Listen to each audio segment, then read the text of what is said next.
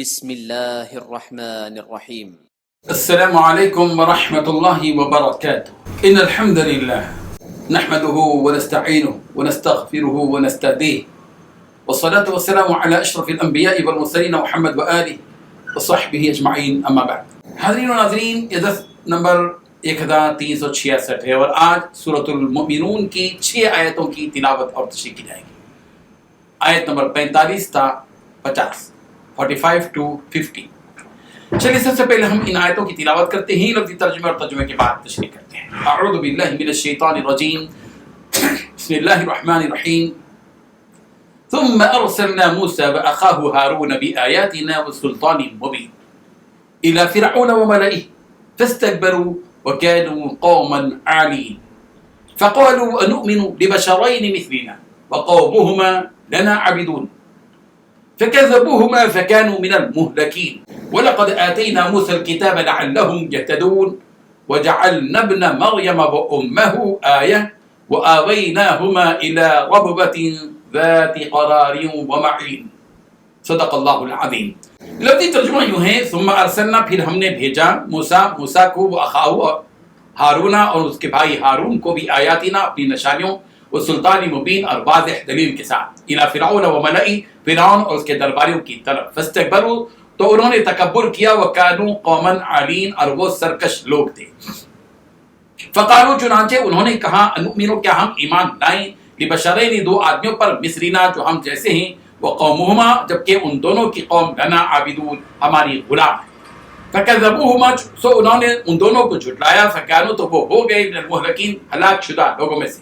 وَلَقَدْ، اور البتہ تحقیق، آتینا، ہم نے دی موسیٰ کو کتاب، لعلہم، تاکہ وہ یہتدون، ہدایت پا جائیں، وجعلنا، اور ہم نے بنایا، ابن مریم، عیسیٰ ابن مریم کو، مریم کے بیٹے کو، وہ امہ، اور اس کی ماں کو، آیتن، عظیم نشانی، وآویناہما، اور ہم نے ان دونوں کو پناہ دی، الی ربوۃ، ایک بلند جگہ کی طرف، ذات قرار و معین، جو سکون اور آرام اور جاری چشمے والی تھی۔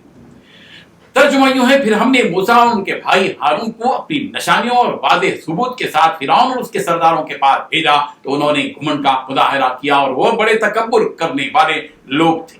چنانچہ کہنے لگے، کیا ہم اپنے جیسے 2 آدمیوں پر ایمان لے آئیں، حالانکہ ان کی قوم ہماری غلامی کر رہی ہے۔ اس طرح انہوں نے ان دونوں کو جھٹلایا، اور آخرکار وہ بھی ان لوگوں سے جا ملے جنہیں ہلاک کیا گیا تھا۔ اور موسیٰ کو ہم نے کتاب عطا فرمائی تاکہ ان کے لوگ رہنمائی حاصل کریں، اور مریم کے بیٹے عیسیٰ علیہ السلام کو اور ان کی ماں کو ہم نے ایک نشانی بنایا، اور ان دونوں کو ایک ایسی بلندی پر پناہ دی جو ایک پرسکون جگہ تھی، اور جہاں صاف ستھرا پانی بہتا تھا۔ ان 6 آیتوں میں 10 باتیں بتائی گئی ہیں۔ پھر ہم نے موسیٰ اور ان کے بھائی ہارون کو اپنی نشانیوں اور واضح ثبوت کے ساتھ فرعون اور اس کے سرداروں کے پاس بھیجا۔ دوسری بات، فرعون اور اس کے سرداروں نے گھمنڈ کا مظاہرہ کیا۔ تیسری بات، فرعون اور اس کے سردار بڑے تکبر کرنے والے لوگ تھے۔ چوتھی بات، فرعون ہی کہنے لگے کہ کیا ہم اپنے جیسے 2 آدمیوں پر ایمان لے آئیں۔ پانچویں بات، حالانکہ ان دونوں کی قوم ہماری غلامی کر رہی ہے۔ چھٹی بات، اس طرح فرعون اور اس کے سرداروں نے دونوں کو جھٹلایا۔ آٹھویں بات، موسیٰ کو ہم نے کتاب عطا فرمائی تاکہ ان سے لوگ رہنمائی حاصل کریں۔ 9ویں بات، مریم کے بیٹے عیسیٰ اور مریم کو ہم نے ایک نشانی بنایا۔ 10ویں بات، ان دونوں کو ایک ایسی بلندی پر پناہ دی جو ایک پرسکون جگہ تھی اور جہاں صاف ستھرا پانی بہتا تھا۔ بزرگان محترم، سورہ مومنون میں حضرت نوح علیہ السلام ان کی قوم، حضرت ہود علیہ السلام ان کی قوم، اس کے بعد دیگر مختلف قوموں کی جانب بھیجے گئے پیغمبروں اور ان کی قوموں کا تذکرہ کیا گیا۔ یہاں حضرت موسیٰ علیہ السلام اور حضرت ہارون علیہ السلام، ان دونوں کا تذکرہ کیا جا رہا ہے، اور اس موقع اور اس خاص موقع کا ذکر کیا جا رہا ہے جبکہ ان دونوں کو فرعون اور اس کے سرداروں کے پاس بھیجا گیا تھا۔ فرعون مصر کا وہ بادشاہ ہے جس نے اپنے بارے میں یہ دعویٰ کیا کہ میں تمہارا رب الاعلیٰ ہوں، فقال انا ربکم الاعلیٰ۔ فرعون وہ ظالم و جابر بادشاہ تھا جس نے بنی اسرائیل پر 7 قسم کی ایذائیں دی۔ بنی اسرائیل میں پیدا ہونے والے بچوں کو قتل کر دیتا تھا اور بچیوں کو زندہ چھوڑ دیتا تھا۔ ومن آل فرعون يسومونكم سوء العذاب يذبحون ابناءكم ويستحيون نساءكم۔ اللہ تعالیٰ نے حضرت موسیٰ علیہ السلام اور حضرت ہارون، ان دونوں کو حکم دیا کہ وہ فرعون اور اس کے سرداروں کے پاس جائیں۔ ثم بعثنا من بعدهم موسى بآياتنا إلى فرعون وملئه فظلموا بها، اور ثم بعثنا من بعده موسى وهارون الى فرعون وملئه بآياتنا فاستكبروا وكانوا قوما مجرمين۔ اس طرح قرآن مجید کی متعدد آیات میں حضرت موسیٰ علیہ السلام حضرت ہارون کو فرعون اور اس کے درباریوں کے پاس بھیجے جانے کا تذکرہ کیا گیا ہے. اور یہ بھی کہا گیا اذهب الى فرعون انه طغى کہ پھر تم فرعون کے پاس جاؤ اس نے سرکشی کر رکھی ہے. اور اسی طرح اذهبا الى فرعون انه طغى تم دونوں فرعون کے پاس جاؤ اس نے سرکشی کر رکھی ہے.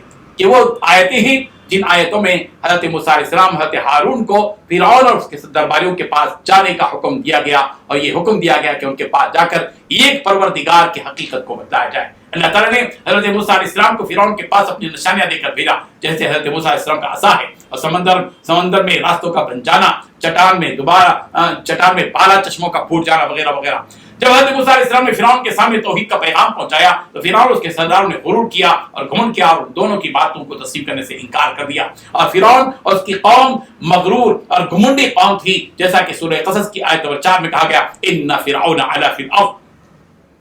اور حضرت موسیٰ علیہ السلام حضرت ہارون کی نبوت مشترکہ تھی. جو معجزے حضرت موسیٰ علیہ السلام کے تھے وہی حضرت ہارون ہی کے بھی تھے. دونوں کے معجزے اور نشانیاں الگ نہیں تھیں. فرعون اس کے سرداروں نے یہ کہا کہ کیا ہم ایسے 2 آدمیوں پر ایمان لے آئیں جبکہ ان دونوں کی قوم ہماری غلامی کرتی آئی ہے. اس لیے کہ حضرت موسیٰ علیہ السلام کا جس برادری سے تعلق تھا وہ بنی اسرائیل تھی اور بنی اسرائیل قبطی قوم کی غلامی کرتی تھی. ان فرعونیوں نے ایسی ہی بات کہی جیسے کہ مکے کے مشرکین نے رسول رحمت صلی اللہ علیہ وسلم کے بارے میں کہا لولا انزل هذا القرآن على رجل من القريتين عظيم الزخرف 31 جس میں کہا گیا ایسا کیوں نہیں ہوا کہ یہ قرآن مجید کہ ان 2 بچوں کے عظیم بڑے لوگوں میں نازل کیوں نہیں کی گئی. یہ اعتراض جس طرح سرکار پر کیا گیا حضرت موسیٰ علیہ السلام اور حضرت ہارون پر بھی کیا گیا. چنانچہ فرعون اور فرعون کے سرداروں نے حضرت موسیٰ اور حضرت ہارون کو جھٹلایا اور نتیجہ یہ ہوا کہ اللہ تبارک و تعالیٰ نے فرعون اور آل فرعون کو ہلاک کر دیا. اللہ تعالیٰ نے بحر قلزم یعنی بحر احمر میں ایک ہی دن میں سارے فرعونیوں کو غرق کر کے رکھ دیا.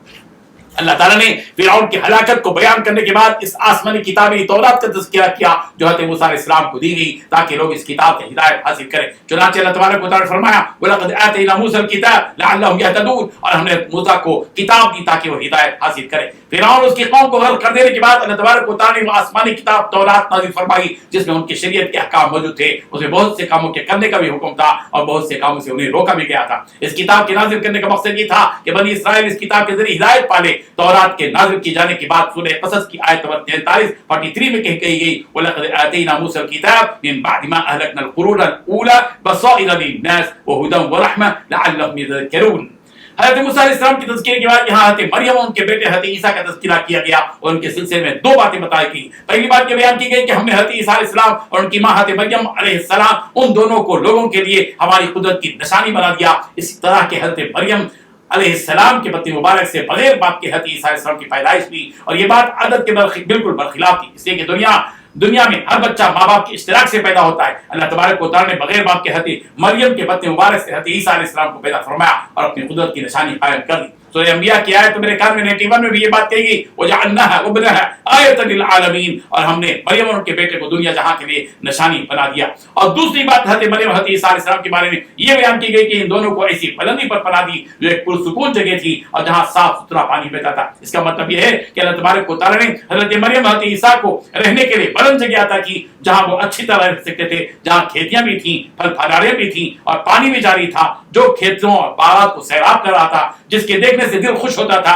اس بلند جگہ سے کون سی جگہ مراد ہے؟ اس سلسلے میں مفسرین کے کئی اقوال ہیں. بعض نے دمشق مراد لیا اور بعض نے رملہ مراد لیا ہے اور بعض نے بیت المقدس مراد لیا ہے. اللہ تبارک و تعالیٰ ان حقائق کو سمجھنے کی ہم تک توفیق عطا فرمائے.